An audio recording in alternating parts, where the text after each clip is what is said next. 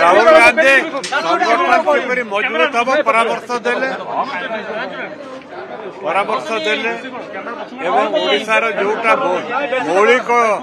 कारण जाक ओडिशा रे जोटा पब्लिक मीटिंग रे कहिथिले मूल बासिंदा जो अधिकार अच्छे प्राकृतिक संपद उपरे सेटा किपरि लुट होउछि नारी निर्यातना हरिजन अत्याचार तेणु ए सब विषय रे जहाँ से पब्लिक मीटिंग रे कहिथिले माहौल तैयारी करबा संगठन करबा आंदोलन करबा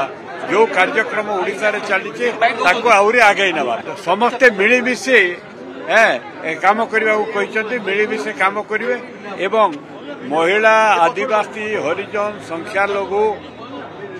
जोटा आम जनगणना कथा कहूँ समाज न्याय संविधान बचाओ जाति जनगणना ए सबू को आधार करी ए सबू को मौलिक भित्तिभूमि करी तापाई गोटे बौद्धिक चेतना करने कथा संगठन करने कथा आंदोलन करने कथा एवं जो माने एथिरे विश्वासी सेमानकु मध्य आम सांगरे सामिल करबा उचित।